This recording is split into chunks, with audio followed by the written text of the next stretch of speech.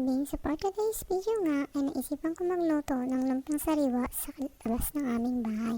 Pero sa kasamaang palad ay nasira ang aking lutuan, kaya yan sa loob ng bahay ko na lang simulan ng pagluluto. Ulan ko nga gawin ang wrapper, dahil medyo matagal itong gawin. Nilagay ko na ang aking all-purpose flour at 2 pirasong itlog. Nilagyan ko na rin yan ng 2 teaspoon ng mantika. Nilagyan ko na nga rin yan ng konting asin, asukal. Pagkatapos ay nilagayan ko na rin yan ng 1 basong gatas. Disclaimer lang po, hindi po tayo professional chef. Sa lahat po ng ingredients na nilagay ko dito ay tanta-tansya ko lamang. At kung mangkulang man po ang lasa ay aking dinadagdagan ayon sa panglasang gusto ko. Minsan po kasi mas maganda yung babawasan mo yung ingredients na ilalagay mo. Para nang sa ganon, kung matabang man ay pwede mo naman itong dagdagan. Naglagay nga rin ako dito ng yellow na food coloring. Optional lang naman ito. Nasa sa inyo kung gusto nyo lagyan ng kulay o hindi. Inahanda ko na nga itong palayok at pinahid-pahidan ko nga lang ito ng mantika para hindi dumikit ang aking wrapper. Dito na nga simulan ko ng lutuin ang aking unang wrapper. Sana hindi pumalpak.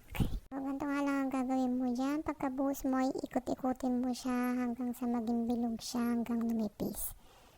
At syempre gagamit tayo dyan ng flat spatula. So, ganito lang yung gagawin nyo. Ipupush-push nyo lang yung gilid para hindi siya dumikit. At pagkatapos yan, check na natin at babaligtarin na natin. So, ito na nga, ready na siya. At ito na yung kinalabasan ng ating wrapper. So, napakaganda kung makikita nyo. Yan, pagkatapos ko ang gawin ng aking wrapper ay sinunod ko na naman ang aking sauce. So, naglagay lang ako dyan ng soy sauce. Naglagay rin ako dyan ng asukal na pula, cornstarch, at pamintang turo. Lagay nga rin para ako dyan ng suka. At hinalo-halo ko lang yan ng ganito. Hanggang sa matunaw ang ating mga ingredients. At pabuksan ko na ang kalan at papakuluan ko na yan. Lagay na rin dyan ako ng kaunting asin nang mabalanse ang lasa ng ating niluluto. At nang kumulo na siyang ganito ay nilagay ko na nga ang bawang. Hinalo-halo ko nga lang siya konti at pinatay ko na ang kalan. At pagkatapos ay simulan ko na nga ang paggigisa ng aking gulay at inuna ko nang ilagay ang butter. Pagkatapos ay pinagsabay ko na nga ang bawang at sibuyas. Pinantay ko nga na maging ganito ang itsura at nilagay ko na ang carrot. Minikos-mikos ko nga lang yan at sunod ay nilagay ko na ang beans. At ganun din ang proseso. Minikos-mikos ko lang din yan. Pagkatapos ko mikos-mikosin ay nilagay ko na ang aking mga ingredients pampalasa. Nilagyan ko nga ng garlic powder at saka ng pamintang turo. Pagkatapos nga yan ay nilagay ko na rin ang aking cabbage. At ganun lang ulit ang proseso. Mimikos-mikosin lang ulit yan at hanggang sa mahalo. Inilagay ko na ang aking togi at nagdagdag nga lang ako dito ng butter. At minikos-mikos ko lang ulit yan hanggang sa maluto. So, hindi ko nga pala yan niluto maigi. At ito na nga, dumako naman tayo sa pagbabalot ng ating lumpiang sariwa. So, ganito nga pala ako magbalot ng aking lumpiang sariwa. So, pinupush ko lang siya. Pipigain mo lang na konti habang pinupush mo siya. Tapos, i-roll mo siya sa gilid. So, yan, tutupiin mo lang yung both side niyan. Tapos, i-roll mo lang siya ulit.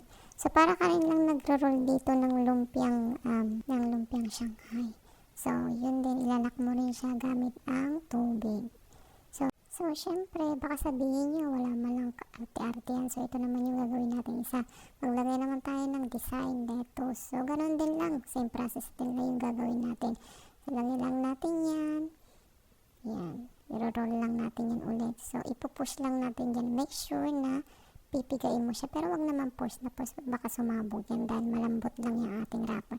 So, ganun din lang. So, hindi natin siya may lalak dun sa kabilang dulo. Kaya dito lang sa kabilang dulo ang ating ilalak. So, ganyan din lang ang process. So, i-roll mo lang siya. Ilalak mo rin lang siya sa tubig. Gamit ang tubig. So, ayan. So, ayan. Huwag nyo naman pansinin yung aking flash sa kamay.